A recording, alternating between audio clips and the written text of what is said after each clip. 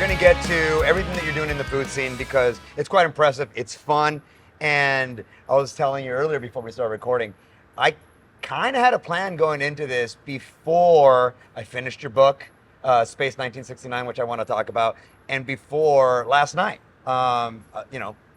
This might be posted later, but what's the date today? Yesterday, we were at Mission Hill's 25th anniversary show that you did here in San Diego at the Music Box, and I got to tell you, I wasn't sure what to expect when I walked in there, but it was so fun, and it was a mixture of just the storytelling and the behind-the-scenes stuff that you and your partner Josh Weinstein were able to really give to all of your attendees, but the attendees themselves. Mission Hill has kind of harbored its like a really cool group of folks. Cult following. Right, but they're all like 3 degrees away from a bunch of commonalities.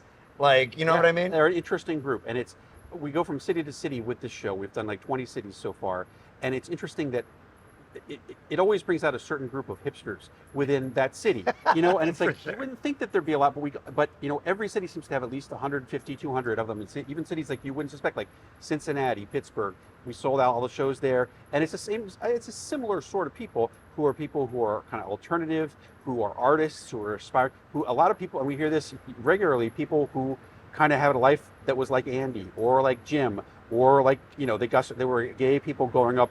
And Gus and Wally were the first time they saw a gay couple on television, and it had an effect on them. So that's like, it's an interesting meeting these people on these tours is very interesting, and they are. Yeah, none. I wouldn't say there's a very few what I would call mainstream people at these shows. They're all kind of indie alternative types in one way or another, which is great. It was fantastic, and you know what was kind of funny, and these are the kind of things that I pay attention to.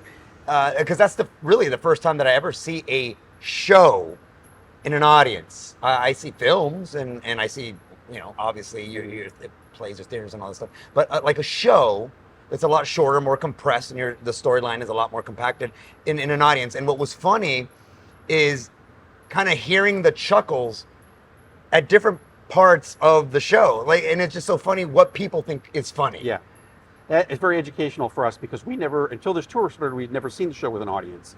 And it's interesting to see which jokes work and which jokes I have been laughing at for 20 years, but no one else laughs at. Well, I want to talk about it, but I also kind of want to do this butterfly effect thing where Mission Hill and everything in your career, it sounds like, because I've listened to a lot of your interviews at this point, has the epicenter of your trajectory into what you're doing now. And everything's interwoven like all of our lives. But we don't have to start at the beginning, but where we can start is with arguably one of the things that you're most renowned for, and it's your time with The Simpsons. Yes. Not only as a writer, but as an executive producer and a showrunner with your partner, Josh Weinstein, who was fantastic last night as well. He was there. Let's start with where the beginning into a little bit into when you started to take over as a showrunner with your partner. So I'm assuming it's the tail end of season 6, maybe? Yeah, that's right. Yeah. Because there was a lot going on, and a lot of this fell into your lap in a weird way, and it was a right place, right time. Yes. Yeah, so where are you mentally going, wow, I'm with The Simpsons, a show that I've been a fan for forever, and now me and my writing partner are in the writer's room, like, changing the show. I mean, you're a part of the show. You're an integral part. Yeah, it was an interesting progression at that time because we had been on the show. After we'd been on the show for only about 5 months, we became like the second most senior people there because many of the original writers left after season 4. And then if there was a brief period when the only writers on the staff were Conan O'Brien, us, and Dan McGrath, who'd been hired a little bit after us. And we were technically sort of running the show by ourselves for a couple months until they hired the new showrunner.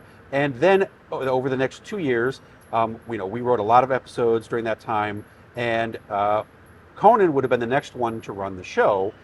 obviously, except he got hired to be a famous talk show host and he left, leaving us the chance to take over the show, which we would certainly never have gotten if Conan had been in the way, but he wasn't. Right. And so we got to take over the show. There wasn't really anybody else to do it when David Merkin left at the end of season 6, and we were extremely excited to have the chance. I wouldn't say, at that point, I think we kind of knew what we were doing. We didn't feel that it wasn't quite as intimidating as being hired on the show to begin with. Right. That okay. was incredibly intimidating because we were entering a room with, 8, 10 of the greatest comedy writers who'd ever lived, and we were nobody.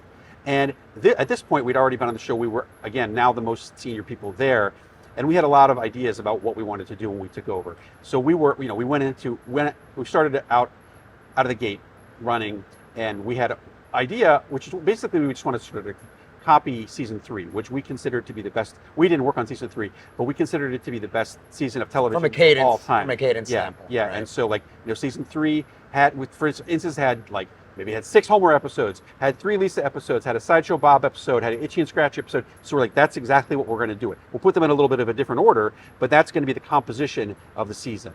And so that was how we started out. Then we expanded off that in season 8.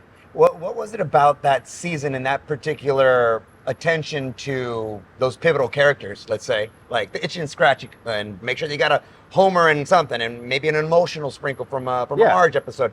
Was it just something that you and Josh knew satisfied you as a fan, and you wanted to emulate it, or was there a little bit more like, hey, no, this has like a little equation, and we're kind of like this is as broad of a net as we should cast?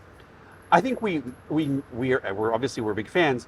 We knew that The Simpsons, the miracle of The Simpsons is that it has so many different types of humor available to it. Yeah. And so we were, Lisa episodes are very different than Itchy and Scratchy episodes. Sideshow Bob episodes are very different than Homer episodes. And so we were like, we wanted the full spectrum of Simpsons possibilities. And then we also allotted 2 episodes per year to experiment with episodes like 22 Short Films or the spin-off Spectacular, where we were like, this is our show, we're going to do whatever crazy crap we want, and nobody can stop us, because the miracle of the miracle of The Simpsons is that the network was never allowed to give any notes on it. And that's unlike every other TV show in history, pretty much. I didn't know that. They weren't allowed, we give them a tape and they broadcast it. And that was the deal. And so they didn't come to the readings, they didn't get to get this, they didn't get the scripts, etc. They just had to broadcast the show as it was delivered. And also at that time, the bosses of the show would be James L. Brooks and Matt Groening. But at the time we were running the show, both of those guys were busy and weren't around very much. Jim Brooks was directing his movies, Matt was off being celebrity, and so there was nobody, the clowns were running the circus, quite literally. That's awesome.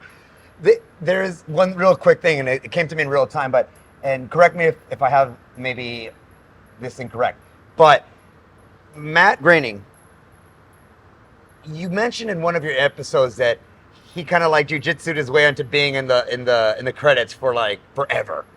Did I mishear that, or like? I don't think he jujitsu'd. I mean, I think you have to understand that the show is essentially Matt's. Like, what the thing about the show is that the Matt Groening version of the show is the Tracy Ullman shorts. That's and he created the show. I mean, he created the way it looks, and he created the comic vibe of it. But then when it became an actual series, Sam Simon was the guy who kind of gave birth to the whole universe of Springfield, Mr. Burns, and all the dynamics that we have that made the show. And then Brooks is the guy, the genius who produced it, and was like, we need to have this character like Lisa, we need to have heart, we need to have the family. And he also was the 800-pound gorilla who says to the network, we're not doing the show if you're going to give us any notes. And so he's, he made it happen. That's wild. So that freedom and authority, I guess you can say, that you had as a writer, as a show, was that Trojan horse in with the success of season 3, let's say, or was that the agreement since the beginning? That was the agreement since the beginning, because the network, it's hard to believe this now, but it was nearly 40 years ago when the Fox network was invented. And at that time, they were desperate to get cool stuff on the air. So they were just like, we're going to give this show to James L. Brooks, the Oscar winner for Terms of Endearment, Broadcast News, and whatever he wants. And so I think he wanted to do Tracy Ullman. So they let him do Tracy Ullman, and The Simpsons was a spin-off of that. So part of the deal was they couldn't have any involvement. They were just happy to have him making a show. That doesn't happen very much anymore. Well, no, definitely not. And especially after all the information and the little tidbits of insight that you gave last night as far as what really happens in the animation world, or what happened and what the state of it is in now. And we can talk about that a little bit later. I think that to say this to say this in the broadest possible terms, this corporatization of everything. For instance, let's just take Las Vegas when it was run by mobsters, and as opposed to now when it's run by these giant corporations with millions of executives, and there's no subtlety to it. The TV business is like that, and I think the TV business from the 40s and entertainment was run by people who were just like, we want entertainment. We want entertainment for the public. Right. Now there's a whole fleet of corporate executives who went to business school and people and the people that they have trained who are not about entertainment, but are about other things.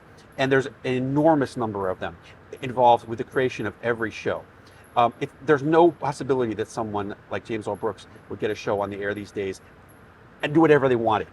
Yeah, and that's like but those people, you can find those people on YouTube now. You can find those people elsewhere, which is why the television business is in such disarray, is because why should we watch any of their programs? And some of them, obviously we all want to watch NFL football. That's going to stay on there, right. and cheap game shows will stay on there. But the real creativity, a lot of it is being done online, where there aren't all these barriers to execution. And you've been able to not only notice that, but you've also been able to use it to your advantage. And you've made a real nice transition into this new wave of content creation Thank you. Content consumption, Thank you. which I think is amazing. But like even in our own lives, I never forget what kind of serendipitous, lucky, sometimes mishaps got me to the next level. And when you and Josh came into, let's say, The Simpsons, you were really brushing elbows. I mean, these overlords were like Harvard Lampoon guys too, right? So like, yeah. they knew you, and so your script was able to not maybe hit the top of the stack, but your I think name that stood would up. definitely help. They took a look at it because they knew who we were, and that obviously helps. I mean, everybody, as the old saying goes, it's not what you know, but who you know, or something like that. Yeah. You got it. Like the connections are always very valuable, and I feel fairly certain that helped. The reason that Mike and Al read our script was because they had heard of us because we were on the Lampoon, so that helped. But I mean, the script had to deliver. There's lots of Lampoon guys who never got any jobs. So I think it does gives you a window into things. Yes, for sure. And so you and Josh, you got a dream show that you are now working on. There's all this hustle bustle in the industry, and what was your first episode that you and Josh wrote? Like you guys wrote it.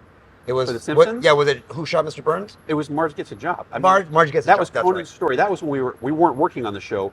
We were freelancers, and every year, for at least for some times, they would have 2 scripts that were written by freelancers, just because I think that was actually a Writers Guild rule, even though the show wasn't Writers Guild then.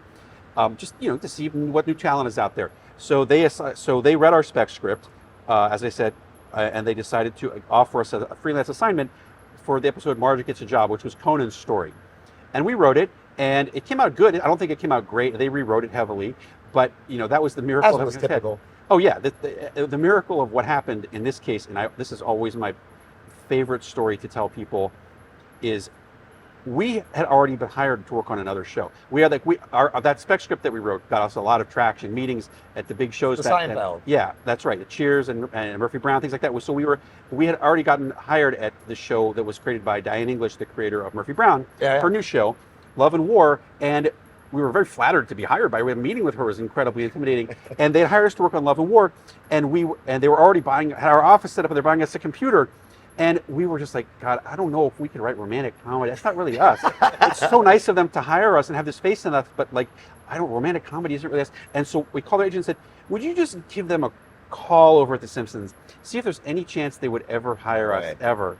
And they did. No way, dude. Because it turned out like just that week, 2 other guys had left.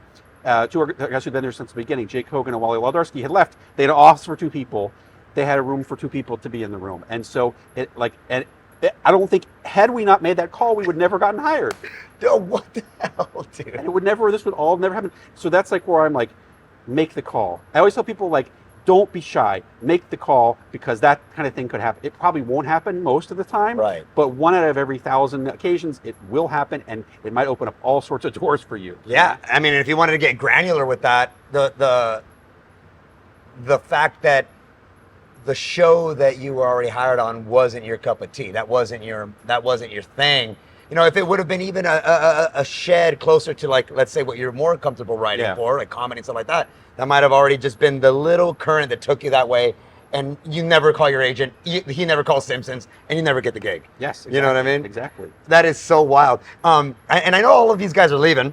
Conan left, all these other guys, and you guys are coming in to take over. But they talk about this in the boxing world a lot, where a not so great boxer fights a really great boxer, and they get the rub. That's what they call it, right? You get the rub, and you feel what it changes your paradigm. It changes the way that you look at fighting, because you've now experienced great.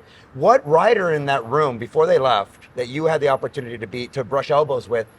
Was there any writer that maybe gave you the rub in that sense, like gave you like a little bit of inspiration where you go, oh wow, I'm glad that I got to write alongside this guy? Yeah, well, a lot of them would continue to come back in various forms, like George Meyer. Well, first, I would say the answer to that would be George Meyer for sure. However, George, we'd had him on most of season 7 and some of 8 as well, so we were able to work with him. Same with John Vitti, who wrote a couple episodes during that time for us, and Swartzwelder. Swartzwelder continued to work on the show for many years, although he never came in, because they outlawed smoking in the workplace. Oh, he's the guy that smoked like a chimney, right? Yeah. So he worked from home starting in season 5 when it became illegal to smoke in an office in LA.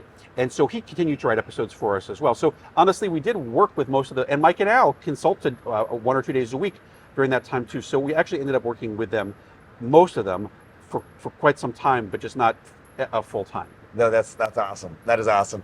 And we can go all day on Simpsons, but now you go in. You and Josh are executive producers. Your show running. Who Shot Mr. Burns, and which is one of the most popular episodes of all time in the Simpsons universe. And I know that there's a few other little anecdotal stories that I've heard you talk about wanting Barney to be the killer, and then kind of having the executive really kind of put his foot down and say it's going to be a Simpson. That was Brooks. That was Brooks, right?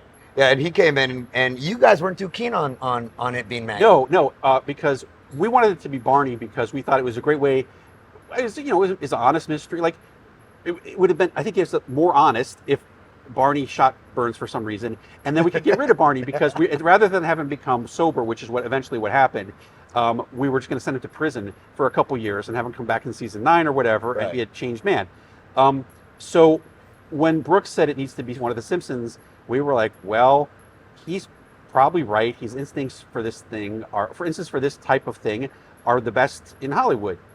But then he says Maggie. So he's like, it's to be funny with Maggie. And then so we were like, okay, the problem is, then he left after that. And he was like, it should be Maggie. We agreed with Maggie. Then he went off to direct a movie, and we were sitting there with the other writers and David Merkin, the head writer, saying, we don't just want it to be random. It's so stupid if Burns was shot randomly. And then Merkin said, well, what if she did it on purpose? And then we were like, okay, that works. And then we had it the only way to tell that she did it on purpose is because her eyes dart at the end. At the very end, yes. Right? And that totally sold it. And we were like, okay, we're on board now. and as Brooks' instincts, I think, are usually 100% accurate about stuff like that. Do you think the show would not have been as good or culturally impactful if it would have been Barney? I don't know. I honestly don't know whether people would have liked it. I could never tell, and I still can't tell, how many people really liked that it was Maggie, or how many people were just like, oh yeah, that's kind of cool. I was kind of torn. I was kind of torn in the beginning. I was like, oh, it's the baby. Huh. And then, yeah. Oh, it's the baby. And then it because the buildup is so great. Like, who is it? You're playing Clue on I'm playing Clue on my couch. We had to wait like a whole off season essentially for the part 2 to happen. I remember like 7-Eleven had the Who Shot Mr. Burns and like all that stuff. So there was all that buzz like in between the 2 episodes. Yeah. So question, did you guys have like episode 1 and 2 like already planned out? Made as okay. a group, yeah. Okay. So you already knew who the the shooter was. Yeah, we then. knew everything Okay. from day one. Okay, cool. I mean, doing a revisionist history, it all worked out. It's a great episode. Yeah, But yeah. everybody, I would say, to answer that in my small circles, let's say, everybody loves that it was Maggie because it's exactly your intuition to make it on purpose at the very end. Yeah. Yes. Was what cemented okay, it's all thought out, it's all planned out. It wasn't a oops. Yeah. You know what I mean? Yeah. And so that was really good. Shot Mr. Burns. It takes off. And then in comes probably your most important contribution to culture, honestly, is steamed hams. And look, quite honestly, Bill, I had this inner discussion with myself leading up to the show, like, does he really need to tell another steamed ham story? But for the sake of anybody that watches our show that might not know, I think it's worth the retelling of it in whichever way you want. But steamed hams was, for anybody that's listening that hasn't seen it, was on a very special episode that involved the city of Springfield and all of the co-stars, let's say, Yes. co-characters, whatever. And steamed hams involved basically a writer's room with a roulette wheel or something like that, and you guys just all picked a number, and that's who you were going to be kind of creating a story for, right? Yeah, it was. The origin of that was that in season 4, the episode called "The Front" came in really short, and so Mike and I were in the show at that time. Made this crazy short called "The Adventures of Ned Flanders." Right. That was like kind of just a silly gag at the end of that episode, and we thought that was so entertaining. We kept trying to do that, but our episodes always started coming in long, so we never had a chance to do that. So finally we decided, hey, what if we did an entire episode that was just a whole bunch of those pasted together? Yeah. And this was around the time that Pulp Fiction had come out too, and we were like, hey, that can work. If we pasted them together in kind of an interesting order that kind of blended things together. So yes, all the writers it was basically a football style draft where everybody got a number, and we went around the room, everybody picking the character that they wanted to write for. I wanted to write for Skinner and Chalmers because that whole dynamic between Skinner and Chalmers that had been invented in previous episodes was one of my favorite things about It's hilarious. And it was always that the dynamic, for those who aren't familiar with this, is that Skinner would lie, a really bald-faced lie, and Chalmers would question him on it once or twice and then give up.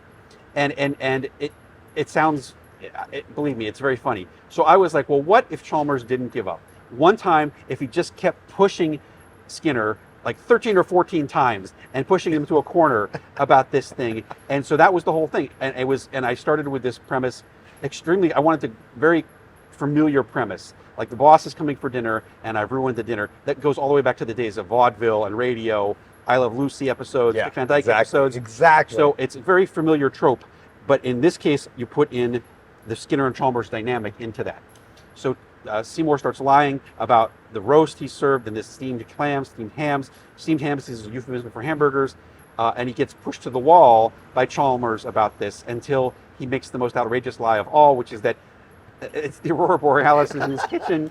And again, because the universe must return to its original form, Chalmers falls for that, or doesn't push past that question after 14 other questions. It's so great. That's what, and so that thing, let me just say, that thing went on. We never heard anything else about it. 20 years went by until I heard the next thing about it. Well, it blew up. Yeah. I mean, it was the most popular meme in the world one year. It was 2018 Internet Meme of the Year. Yes. I did read that Mel magazine, a little deep dive into it, and I thought that was so fantastically interesting because the fans started that snowball effect, right? Like, where the forums, this new medium of communication, which was the internet and these like Reddit style kind of forums and stuff like that, where all of this started really kind of like popping its head back out. And you're over there, hey, well, sometimes that was funny, right?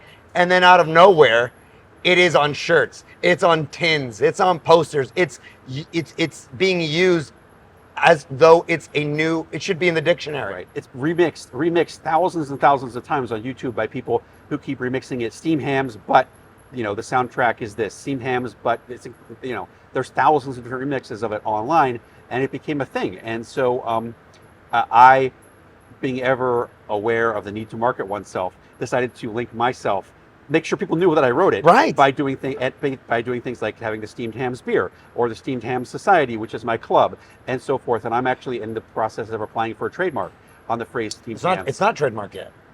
Not yet, but hopefully soon. That's surprising to me. I mean, I think steamed hams is just like Bill Oakley at this point. Like, it's just synonymous. Hopefully, and that's what the trademark office has said so far. So fingers crossed. So anyway, that's where we stand with that.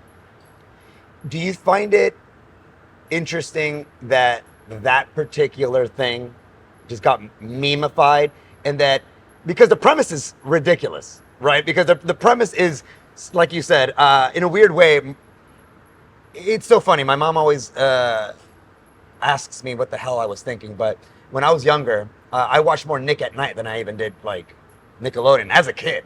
So, you know, the I Love Lucy, the Dick Van Dyke that you just referenced right now, these tropes about bosses coming over for dinner, you know, someone's gonna cook dinner and it's gonna go completely wrong. Yeah. And there's gonna be this shuffle back and forth. It's like sitcom. Every sitcom has this, right? Yeah.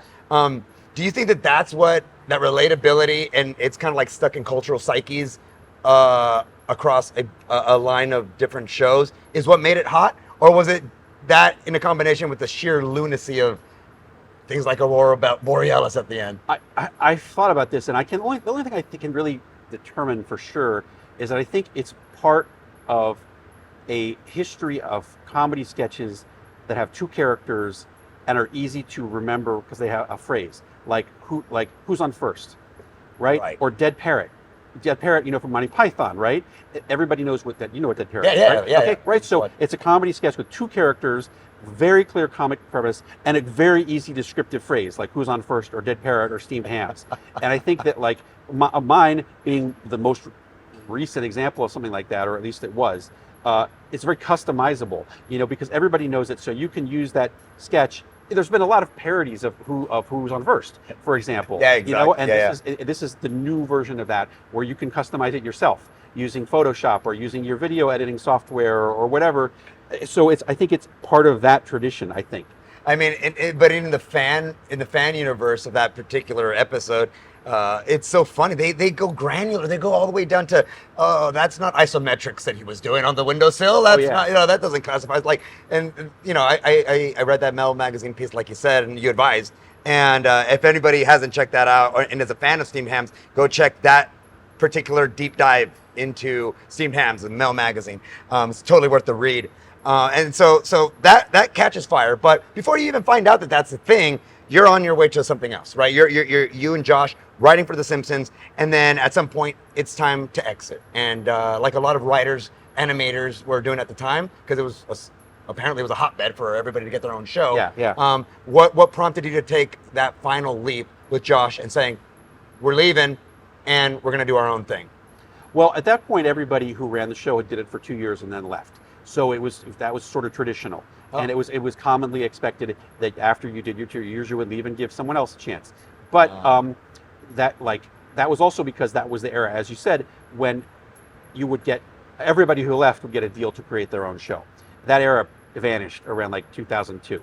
And like so at that point, we were among those who got a deal to go create our own show. We also felt that we'd already done everything that we wanted to do with the show, and that it probably wouldn't be around very wrong. It wouldn't be around for much longer because think about 1996, 97. How many comedy shows had been on for 8 or 9 seasons? A handful, like MASH, Cheers, maybe, and Ozzie and Harriet, right? And comedy shows did not go more than 10 seasons ever.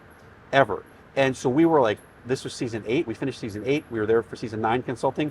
This can't go on for much longer. Of course, so that's a very wrong statement. But so we were like, we did everything we wanted to do. Let's get out of here while the getting is good. And we're not going to be the guys here ushering the show into the grave. Got it. And so we decided we got a nice deal at Castle Rock to go create our own show. And we immediately created our own show that immediately got on the air. So you and Josh go out of the Simpsons universe, and smooth transition out, right? No one was, or were you given a counter or anything like that to stay on, or was it a pretty much like, hey, we're out? Everyone, that was the way to do it. Yes, there was not. It wasn't like they were fighting to keep us. Right. We were like, we're done, and they said, okay. Okay. Now, leading up to that, Mission Hill, which is a complete product, you and Josh, his Yes. brainchild. Was that something that was written in the tail end of your last season No, with no. Simpsons, or was it spawned? It was not. It wasn't until we were already on our deal with Castle Rock that we were like, I think we knew that we wanted to do an animated show, but we didn't wait and know what it was going to be about until we had time to sit and think about it. And then we decided, let's do a show that uses sort of the grammar of The Simpsons, but has a completely different universe. It's an urban setting. It's about young people and, and alternative lifestyles. And that, we were pretty lucky to sell it pretty quickly. You identified a demographic that was being underrepresented. Yes. Well, also a demographic that wasn't watching broadcast television back then. That is. Yes. Okay. Yeah. Double-edged sword kind of deal, you think? Exactly.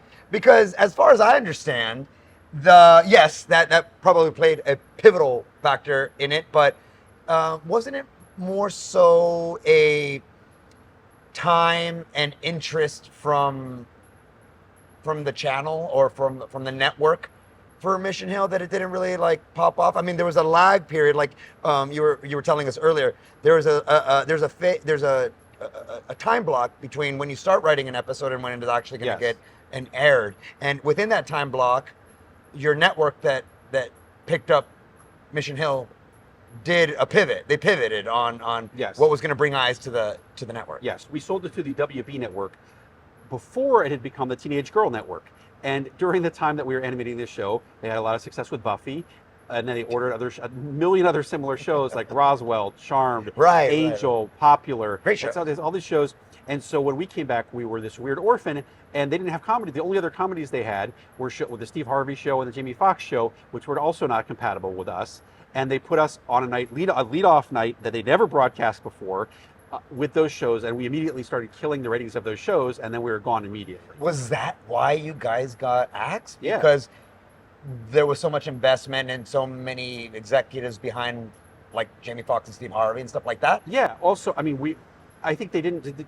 That show, I think, I'm not totally sure that Mission Hill would ever have succeeded on broadcast television. It was obviously a cable show that was made before cable existed. Right. Really existed. And then that's why, it came on Adult Swim, just because Adult Swim, when it started, just got a whole bunch of free programming from its corporate sister, from the vaults, and just broadcast it over and over. And that's where all the Mission Hill fans eventually came from. But I think the show would have been, even if the show had been created for Adult Swim, that would have been a great place for it. I agree. And it's the right show, wrong place.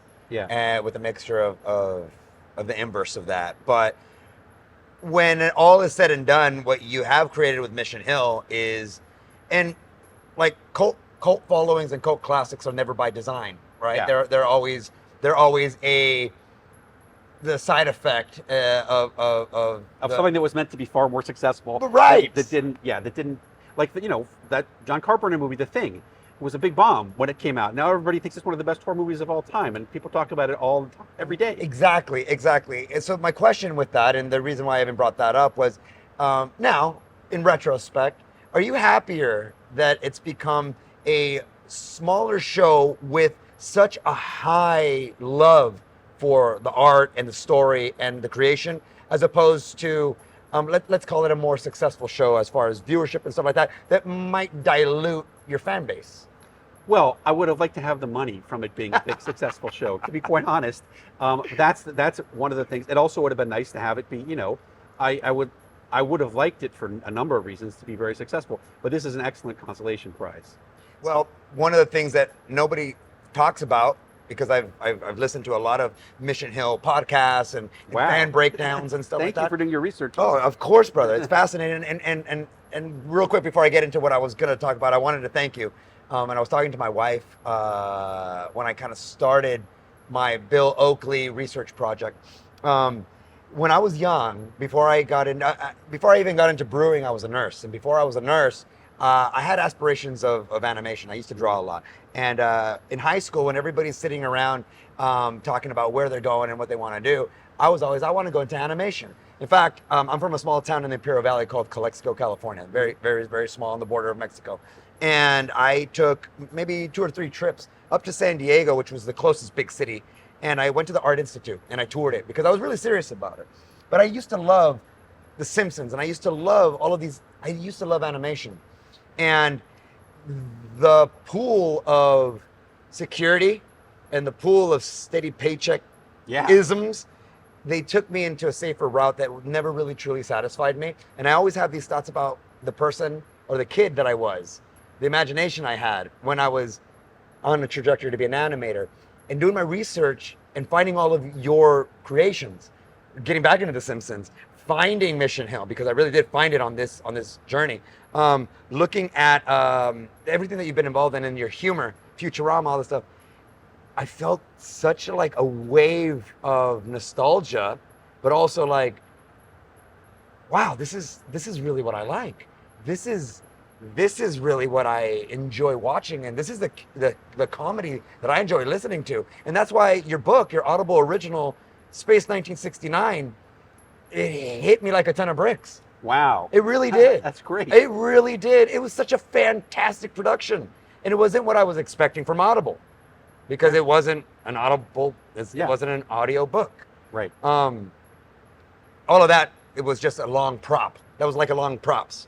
It's like Thank one you. of those. Yeah, let's Thank you. actually do that. But Mission Hill, unbeknownst to me, but maybe you either knew it or you didn't know how impactful it was going to be, the boundaries that you were pushing. You mentioned previously a little while ago on this show that Gus and Wally had that on air broadcasted romantic scene. It's a kiss between. It was the first gay kiss ever broadcast on television, according to some people. That's exactly what I was going to say. Yeah. Not just an animated display of that, but broadcast on television. Yeah. Now, that's as impactful as it probably can kind of get. Right. I can't verify that that's true, but we've heard it from other sources. Well, either it's the first on television or the first on animation. It's one of the two. Probably. Or if Yeah. one is true, then both are true, right? But I talked to some of the fans around there, and even some of the fans last night that got the mic and were able to tell you the stories about the impact of Mission Hill. I mean, on the surface and on the face, you don't think Mission Hill is going to basically transform people's life or give people the sanctuary, but it has. How does that make you feel? I'm very proud. I'm honored, flattered, proud. It's honestly somewhat shocking to hear those stories, because this show, most people have never heard of this show, and it only aired, late at night on a weird cable channel, and so the fact that it actually impacted someone's life to the extent that it changed their life, that's amazing. Were those scenes written in with hesitancy? No, not at all. I mean, I think we were naive in thinking that, I don't think we thought it was going to be shocking or new at all. Because we'd already done that John Waters episode of The Simpsons, and that was a bigger deal because that we had to fight to get that on the air for sure. And the censor did not want that episode on the air. And that one, but we felt that we were just sort of following in the footsteps of that. And that Gus and Wally, I don't think we ever really went to great lengths to say that they were gay. They're just two guys who live together and they're lovers. Exactly. But it wasn't the John Waters episode. Part of that was this guy's gay and that's a big deal. In Mission Hill, they were just treated like they're just people. And I think that actually had a lot of people that resonated with some people. It was impactful, and even I don't know if this sounds strange, but even watching it was intense in the sense that the amount of passion that you can convey in two cartoons, right? In a cartoon is very unique thing to achieve. It's not like a passion and lustful scene in a movie where it's just different, like these subtle mannerisms that humans have. To convey that on a cartoon, a lot gets lost, like watching an explosion or something like that. But it seems, you watch that scene, like when it opens up and they're kissing, and you're like, wow, that's a passionate kiss, and that was interesting. I thought that you could convey that sort of passion in that 2D landscape. You know what I mean? Not only that, listening to some of the stories last night, I didn't even know that about the SpongeBob, the voice of SpongeBob. Yeah. Who is the actor that graciously gave you some time on that big screen. Mm-hmm. What was his name again? Tom Kenny. Tom Kenny. And Tom Kenny was a voice actor on Mission Hill. That's right. He played Wally, and he also played many other characters, of lesser importance on the show. but he later went on to do SpongeBob. I mean, I think he was auditioning for SpongeBob during the course of Mission Hill being on the air. That's interesting. And the fact of the matter is that, is it safe to say that that SpongeBob-ish voice was first on Mission Hill? I believe that's the case. Yes, on episode 5 of Mission Hill, Jimmy Briskin, the guy who was played an Ewok, that's the SpongeBob voice. That was the funniest episode. That took that.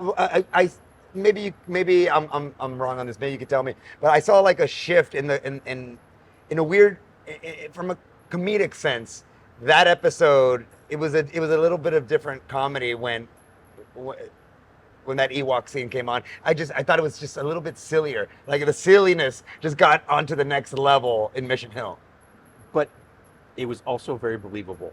I think that's part of that thing. It's silly, but it's 100% believable that would really occur. I think it was. It was hilarious. George Lucas is there, and he's good. Hey, I'm sorry I couldn't be there tonight, but here's this star from Return of the Jedi, and it's Ewok number 2. Yeah. That was awesome, brother. Now, you broke a lot of hearts last night. Maybe some other people already knew it. But the answer to whether there was going to be a spinoff or a second season of Mission Hill was, in your words, a resounding no. Yes. But I know that you were fighting pretty valiantly trying to get that on. What happened? Well, the TV landscape is in bad shape these days. Everything is being. Let's say, for instance, you may have read that when David Zaslav took over Warner Brothers, they canceled 51 animated projects at HBO Max. I'm certain that if Gus and Wally had been ordered by HBO Max, it would have been canceled there too. So animation is expensive, and it is not. Sometimes it doesn't get a big audience, and so people who are, if the bottom line is on your mind, that's the place you're going to start cutting. Netflix started this enormous animation division and got some of the most talented people in Hollywood to work there. Then they just canceled. They got rid of it and fired everybody. And this has been happening all over the place. So nobody is in the mood to take a risk of ordering new episodes of a show that was canceled 25 years ago. Nobody. And they only want things that are very similar to already proven successes, such as South Park or Beavis and Butthead. And even Beavis and Butthead, even though it's hilarious, are not getting a big audience. Like nothing is getting a big audience of any. The NFL is getting a big audience, and maybe certain dramas and Abbott Elementary. But if you look at the huge number of shows on cable and streaming, the average YouTube person has more viewers than that. So why the whole business is in turmoil because of this situation, Have you given thought to using that to your advantage and making a YouTube version of it? And it's just straight. Well, they own it. Warner Brothers owns it. Oh, well, yeah, we can't do anything with it. There's the booze. My voice is hoarse from all the booze. For all the booze last night. Not booze, but the booze. Now, okay, well, look, in a weird way, again, just to look at the pint half full, it's kind of like the CBGB, right? Remember the famous music venue? Yeah.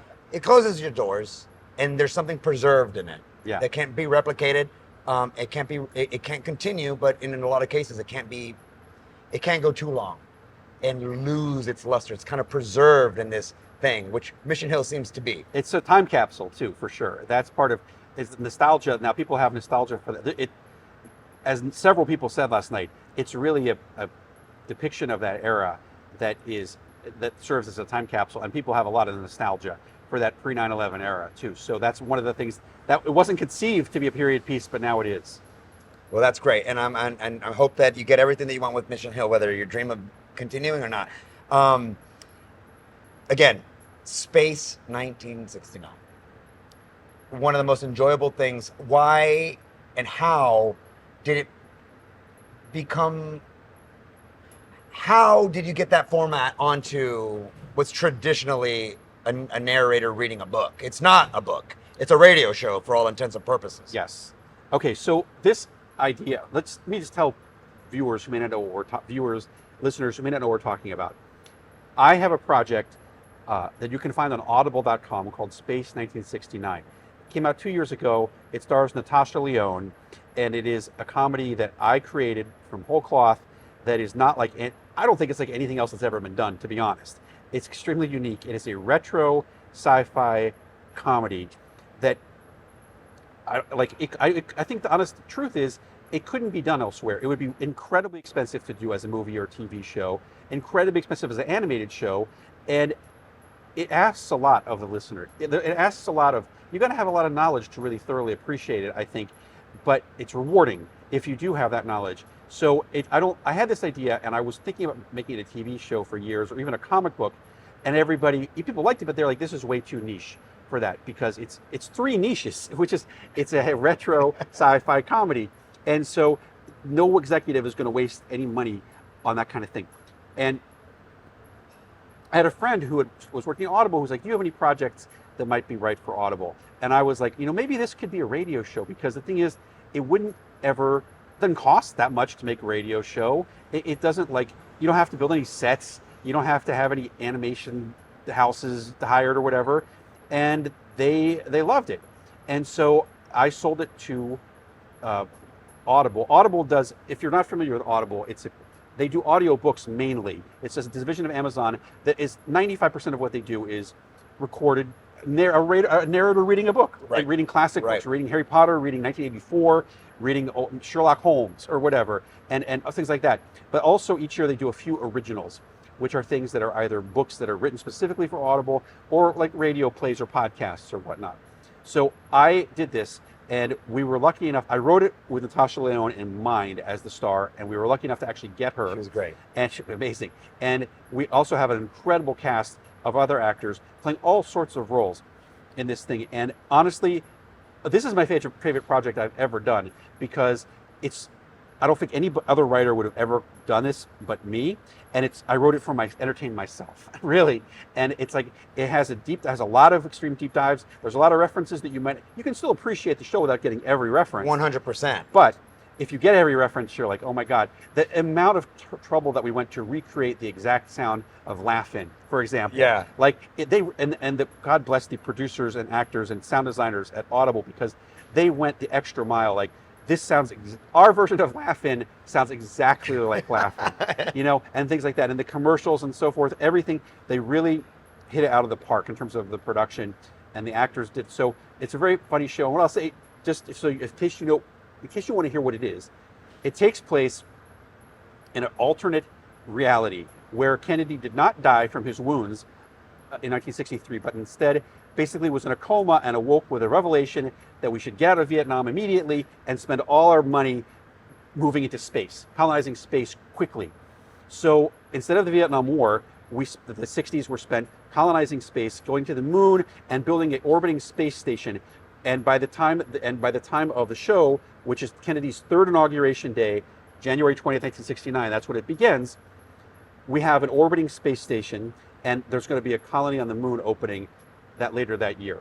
And Natasha Lyonne is a nurse on the space station who's drawn to this conspiracy that involves John F. Kennedy, Richard Nixon, and many other famous figures from Goldie Hawn nominated Jerry Lewis. Goldie Hawn, many others, and it lovingly recreates things from that. Now, people are like, oh, I'm nostalgic. I was only 2.5 years old in this era, so I didn't it's not like I'm having a trip down memory lane. I made this stuff up. And so and anyway, God bless people at Audible. They put it out exactly the way I wanted it. It's one of the only projects that has ever been exactly the way I wanted it ever. Wow. And I love it. I mean, I listened to it over and over and over and over. So anyway, it became a surprise bestseller, much to my delight.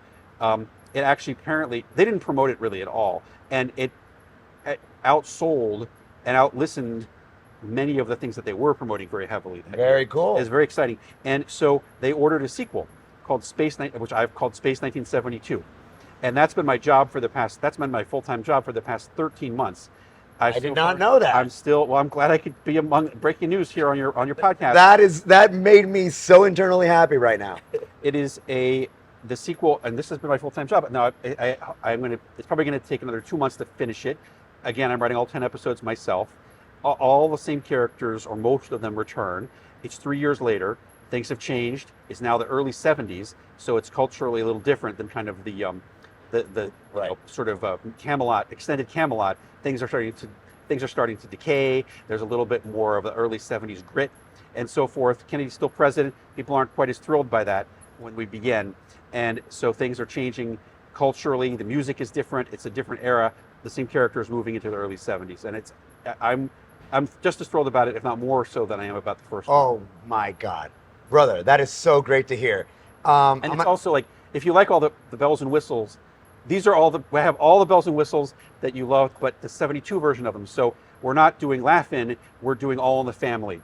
We're not doing we're doing the Brady Bunch. Right, and right, things from right. 72 instead of things from 68, 69. Right. When you sprinkled it, not sprinkle, I mean, like when you just put all of this in on Space 1969, which is all of these references, all of these old timey, like radio kind of pitches, the DJ and everything from the boys. My thought wasn't, oh, I see what he's trying to do. It got me to the point where I didn't even have that conversation with myself. It is what it is, as opposed for a recognition. You know, I don't know if I'm making sense, but it's not me saying, oh, I see what they're trying to do there. They're trying to sound old-timey, which is what you get in a lot of productions that are trying to do just that. But the real art is in blurring that. Your subconscious doesn't even think about it anymore. For all intents and purposes, that's it. That is what it is. And that's a testament to the great job they did. Also because I've been, part of animation is directing audio tracks. And so, for The Simpsons and for my entire career, honestly, of animation, I've been directing audio tracks because The Simpsons, before it goes to the animator, is a radio play where we direct the actors, we get the takes we want, we can put in the sound effects, we put in whatever, and only then does it go to the animators when it's basically a radio play. So we did this for hundreds of episodes of The Simpsons, Mission Hill, and many other animated projects I work on. So that's kind of the universe. I operate in the radio play universe, and that's what Space 1969 is a radio play. Well, Bill, I got to tell you, I'm really very excited that's what you're working on. And I can't stress enough how entertaining listening to that. I ate it up. I thought I literally, leading up to knowing that we were going to be recording today, I had like sprinkled it in, just like, okay, how am I going to get this? And continue doing my work and just kind of absorb it all by the time. I ate it up like in 2 days maybe. Oh, that's amazing. Oh, no, I ate it up. I intentionally went for longer walks. I said, I'm going to take a walk. Not to get my steps in, to finish this book. I loved it so much. So I'm glad that you're doing that. And I hope that you continue doing stuff in that space because on top of it being a great story and the great voice actors, just something like that on Audible, I think is, the critics agree. I would be thrilled if this one is a success too, and then I could just write Space 1976 and keep doing this as my full-time job forever. I would be delighted. Oh, well, great. And I don't want to take you too much. I don't want to take too much of your time. So if you got to go, please let us know. But I did kind of want to talk about what has now become what you're probably now more known for is your palette. Yes. You've done something again unique, incredible. Nobody was seriously. And I mean seriously, rating or reviewing fast food and quote unquote junk food. I don't know if at this point that's offensive. Junk food, the way that you're doing. Well, people were doing it on YouTube. This is one of the things that I purposely, that's why I purposely set myself on Instagram. By the way, I'm that Bill Oakley on Instagram. If you want to follow me. Have to follow. The people had been doing it on YouTube for years, that kind of thing. And they still do it. There's a few people who have over 1 million followers who do that kind of thing on YouTube. But I decided I'm not going to compete in that space because their reviews are always 15 minutes long and whatever. And I'm like, I don't need 15 minutes to tell you about this. I need 59 seconds at most. It's expanded way past fast food into being frozen food. People call it the common man's food or elevated lowbrow food. It's the kind of food I eat. Elevated lowbrow. Frozen pizza, things like that, but also stuff like Chicago-style hot dogs and other regional things that I have as I travel around the country, like Ohio Valley-style pizza that I try that is something, just a unique American food to some extent, and stuff that is not necessarily healthy, but is fun to have from time to time.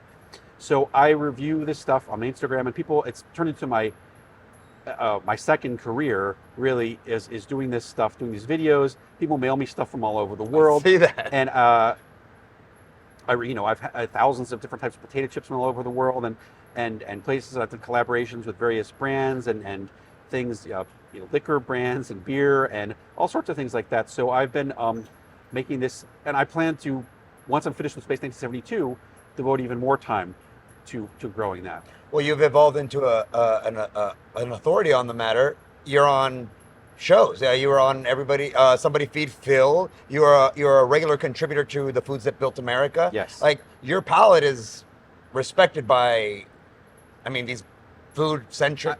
I do believe that I have acquired not only a palate, but also ability to describe what's good and what's bad about certain foods that other people can't quite do. Obviously people like Phil Rosenthal can do it, and other people, those guys on YouTube can do it, but I do it, and I also try to make it short and entertaining, which is something that you don't often find on those YouTube channels.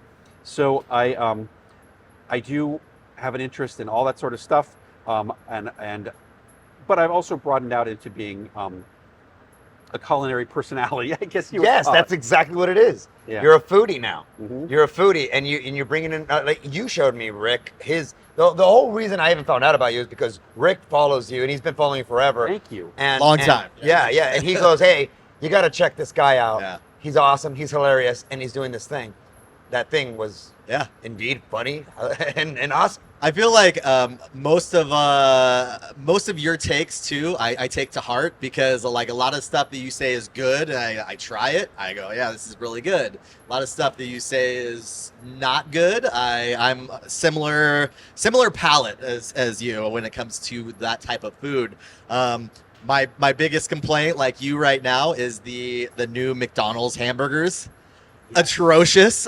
Really? It's the buns. I can go. I could derail your whole podcast talking about this. No. Please derail. The buns. Well, let me just say that part of the reason that several locations have called me the Gordon Ramsay of fast food.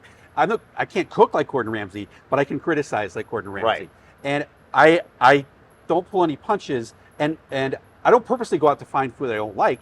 But what I don't like is when the marketing and the hype is really disconnected from the reality of the food. And that happens a lot with these fast food brands that are like, everybody's talking about new Burger King tacos. And it's like, Burger King tacos suck. They're terrible. And nobody wants to say that because it's like there's this online food universe that needs to be fed new material all day long, every day. And it's certain Twitter accounts, Instagram accounts that are like, you gotta hype this, and every stupid thing that comes out that Burger King wants to promote. For example, Burger King was the worst at this for a while, gets all this hype. Like Burger King's doing these crazy new Whopper, like the unhappy meal they were doing, right? Oh yeah, unhappy meal. Well, you can get that and get it one restaurant, one day in America. They're not doing the unhappy meal. They hijacked your attention to promote this thing that they're only going to be offering to maybe 100 people. It's shocking. And so this is the kind of thing that I love to criticize.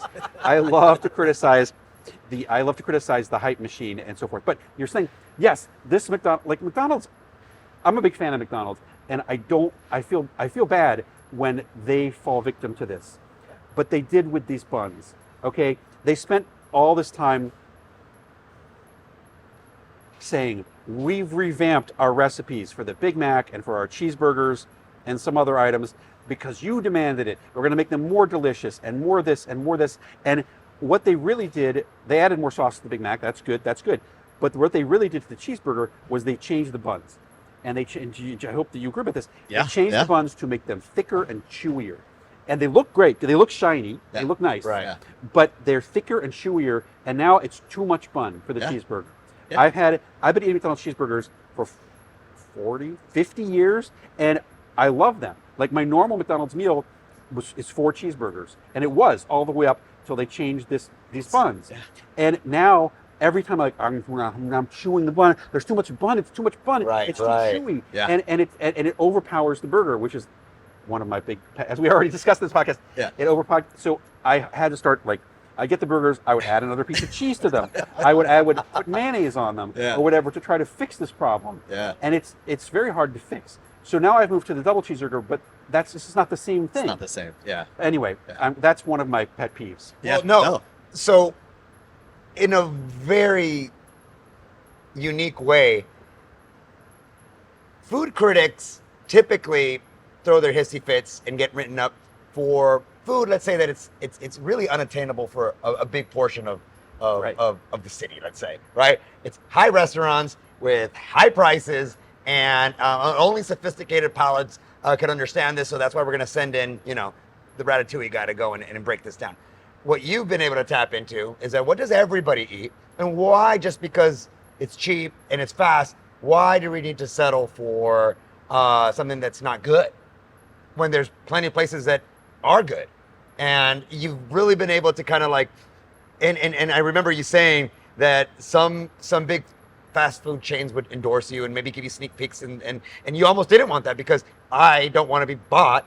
I want to tell you exactly how I feel, and it might be not good sometimes. Yeah. So get out of my thing. And you've been able to build a level of trust in this community that I think is what's made you so popular. Thank you for that. I do think that people do trust me in this regard, because I also don't I don't review everything. Some things are not worthy of review. You know, the 2000th remix of the Taco Bell, cheesy chalupa. Oh, okay. I don't know if it's worth going out to review that, because you've already had a million things like that. But when interesting new things do come along, I try to review them and give you my honest take.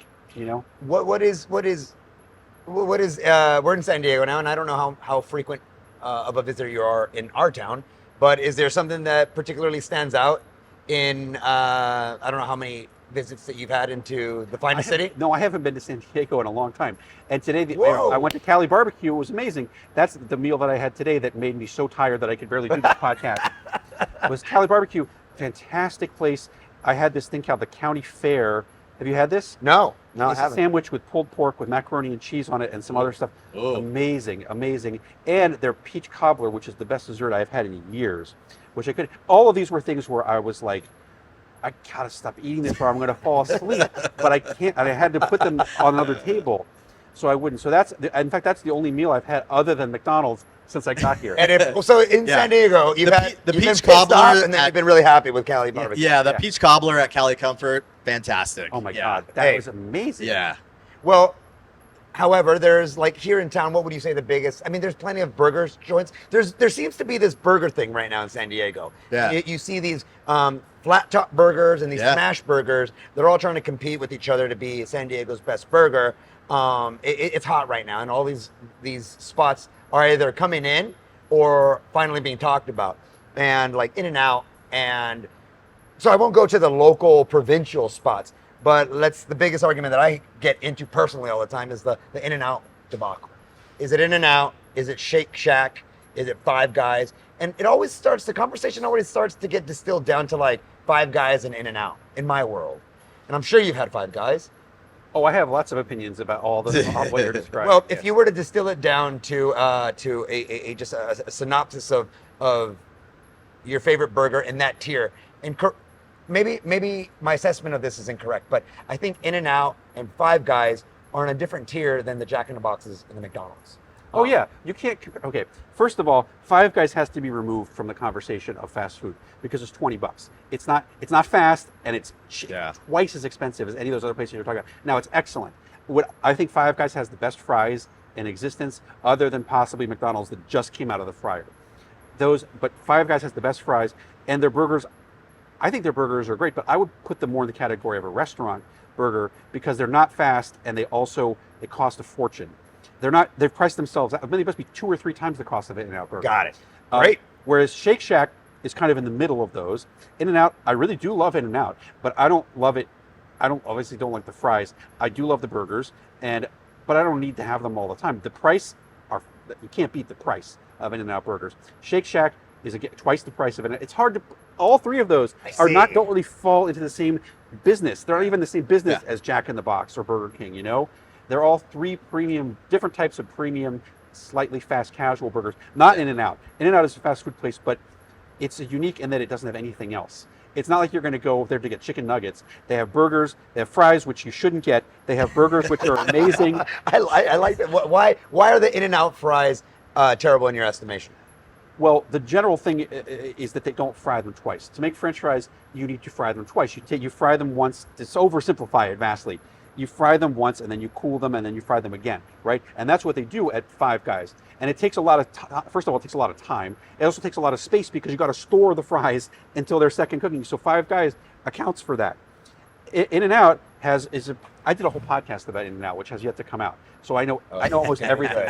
Everything about In-N-Out. I'm looking forward to this one. In-N-Out is wants to show you them making the fries in the restaurant. Right. Yeah. So they do that, and then they have that machine where they cut the fries, and like everyone's like, oh my god, fresh cut fries. They throw the fries right in the fryer, but then they're not making them right. They're just making them fast, and if you eat them within 20 seconds of them being, they get kind of mushy. Yeah. Now you can fix it a little bit by asking them to cook them well done or light well, but then they're like potato sticks. Yes. You know. Yeah. But that's okay. The thing is, that's their trademark, is they want to show you how fresh they are, and that's fine. I can respect that, but they're not fries that I would ever order. I always order a second burger there. Yeah, I think actually, this is how long I've been following you. I feel like I was one of the maybe first ones to let you in on the air fryer secret. Oh my God, really? I DM'd you a long time ago. Oh my God. And I'll have to go through that again on my other DMs and pull stuff. it up. But I feel like I was one of the first ones, and like that's the thing with like In-N-Out fries for me personally. Like, eat them on the way home, like the first little bit of time, and then once they start to expire, I get them home, I throw them in the air fryer, and then that fixes them. Yeah, Wow. then they're good after that. We don't have In-N-Out. We have one In-N-Out in Oregon, or we have two, but they're both very far away, and the lines are a mess, so I never get that in Oregon. But I have used the air fryer to resuscitate all sorts of fast food. All sorts. It's amazing. It's amazing. It's a lifesaver. Device. Yeah. And not just for resuscitating stuff, reheating pizza. That's terrific. Well, I'm telling you, you telling me this stuff. It's amazing for any kind of thing you want to have crispy. Yep. Especially fast food things, and then things like pizza rolls, Hot Pockets. It improves them immeasurably. Yeah, I used to. That's awesome. I didn't like frozen foods because cooking them in the microwave, it just wouldn't be the same. Yeah, and then finally once I got an air fryer. I got an air fryer for Christmas one year from the in-laws, and it was very early on, and nobody else really had them or knew what they were. And I was like, well, what are we going to do with this thing? What does it even do? And then finally we just started throwing stuff in there with to a see hammer. what it does. And it's like, oh, okay. This makes everything better and edible finally. It's a game changer. I've been making hamburgers in there because I've been trying for years. Well, first of all, hot dogs. Very easy to make hot dogs. It tastes like they came off the grill. In the air fryer. Yeah. And it's real simple because when I'm cooking, I don't want to stand there at the stove. I want to cook. I want to put it in and come back when it's done. Yeah. Right. And that's what you can do with hot dogs in the air fryer. And I've been trying to get hamburgers to do that too. So I've been buying frozen hamburgers and putting them in the air fryer, and they're pretty good. I mean, they're not great, but if you want a hamburger, I don't want to sit there with a pan and flip it and be careful. I want a hamburger. I can go watch TV while it's cooking. It works pretty well. Yeah. Pop-Tart. You hear the toaster go off, you go grab your Pop-Tart, you're good. It's amazing. Dude, that is so funny. That is so wild. When Rick put me on to your channel and your page, I went through everything. I come from in Calexico, California. So shout out to I grew up there. Shout out to my Imperial Valley folks. We have more Jack in the Box per capita than anywhere in the world. There's in one small little, one horse town, there's 1 billion Jack in the Boxes. And I know the former CEO of Jack in the Box, and I asked him once, I said, hey, I'm from Calexico, and I didn't even need to finish the sentence. He goes oh, thank you. And I'm like, your city and your town is the most profitable Jack in the Box. And he said, and I think per revenue of any fast food establishment's box, no pun intended, Jack in the Box churns out more in my little town in one of the establishments, I forgot which one, it's the one near the border, than any other franchise does anywhere in their location. That's incredible. Wow. And it's the Jack in the Box right on the border, and we have 8 of them. No joke. We have 8 of them, and they all do well. And so as a kid, the spicy chicken sandwich, the double, it was the ultimate cheeseburger, and then a beautiful mixture of their buttermilk and their Frank's Red Hot. And I would mix those together, and that was my dipping sauce. I grew up. It's still probably coursing. I'm still probably digesting it right now. And it was amazing. So when I was on your page looking at all this stuff, I kind of wanted to see what you said about Jack in the Box and stuff like that. What's your overall take on Jack in the Box? I like it a lot. Onion ring. They're the best onion rings in fast food. Jack in the Box. People don't know this. I didn't even know it until somebody said, you got to try Jack in the Box onion rings. And it's a miracle. They're so. Do you have your head that you know what I'm talking about? Oh, I love Jack in the Box onion rings. I love onion rings, and most fast food places do not have onion rings. Jack in the Box has them, and they're magnificent. So that's my favorite thing. But there's a lot of stuff I like. I like their specialty shakes. I like most of those burgers there. It's like I don't go there that frequently, but generally I like it a lot. Every time, and I've never had anything there that I really don't like. And most of the stuff I like quite a bit, especially all the weird appetizer-y stuff. When your page is used as a reference before my trip to McDonald's, you're doing something right. But you also have that there's somewhat of an evolution there too, and you are the creator, and every year you do the Steamies, and Yes. I think the Steamies are fantastic because literally I will take some of the awards and I will go out and everything else is like, oh, I think Bill was talking about this, and then I'll remember. The Steamies make me go out and actually, Wow. whoever wins first place, and honestly, even the front runners, you will actively get me off the couch and to go and buy this thing That's if it's available in my town. How did the Steamies come about? Well, again, this is my attempt to capitalize on the phrase steamed hams. So it's a steamy. That's where it came from. Right. And it's a steamies. It's the Emmys, the Tonys. You know, the Steamies is the steamed hams awards. The steamed hams awards for fast food, and it originally is now it's fast food. Usually there's 10 categories each year. This is on my Instagram. There's 10 categories, and usually only 2 or 3 of them are fast food. The other ones are potato chips, Right. hot sauces, Right. barbecue sauces, frozen foods, things like that. And there's always a couple ones for bad things too that are the worst items of the years. I appreciate those, Yeah. by the way. And so, but like, I particularly like it when I can promote things that are like, you know, this hot sauce you may have never heard of that you can order from their website or on Amazon and things like that are like, there's so much really great stuff happening in like the small maker food world. And so I try to devote about half of my stuff to that on the Steamies generally. Please, if you're not going to follow Bill Oakley on Instagram for anything else, follow him for the Steamies because the dilemma that I have every time that I go to the frozen food aisle sometimes for a pizza, and the dilemma that I have every time that I want to go and get something interesting or a good snack, you've been able to either talk me off a bridge or get out or go out and get it. So I really appreciate that, dude. And quite honestly, brother, you are a tremendous guest because you've given us a lot of time today. I don't even know where we're at, dude. But the hard part leading up to a conversation with him is that you've done so much, and all of it is amazing. And I really hope that I really hope that you might have enjoyed this conversation as much or a fraction of how much I've enjoyed it. But maybe next time that you're in town, we can do this again. Carry on the conversation. Maybe go a little bit deeper into San Diego food culture. I would love that. And beer. Yes. And beer. Yeah, I mean, you're sitting in a brewery, one of San Diego's most iconic breweries, by the way. And I know that you are just a big fan of beer, not only on your page, but it's also been tailored and written into anything that you do. Beer's everywhere. That's true. That's true. So before you leave today, dude, you've already plugged your stuff, but do it one more time for anybody listening. Where can anybody find you? I am a new Steamed Ham Society member too. So where can people find you, and how can people support everything that you're doing? Okay, well, if you want to know what I'm doing, you can follow me on either Instagram or Twitter at @BillOakley. Instagram is exclusively for food, although I promote the Mission Hill shows on there too. On Twitter, you can find whatever random thing I'm doing and so forth, and you'll be first, either channel you'll be the first to hear about Space 1972 and whatever Mission Hill shows are coming up. The food stuff is on Instagram exclusively. If you want to join the Steamed Ham Society, as this wise person here just did, Best decision I've ever go made. to steamedhamssociety.com. That's hams with an S, and sign up. It's $5 a month. It's a Discord. It's entirely a Discord, although we have merchandise and we have some other specials from time to time. You get special little updates from me about things by email. The Discord is where it's at. To my knowledge, it's the best food community on the internet to talk about food. We have hundreds of members all over the country, all over the world, on there 24/7 talking about things, and not just fast food.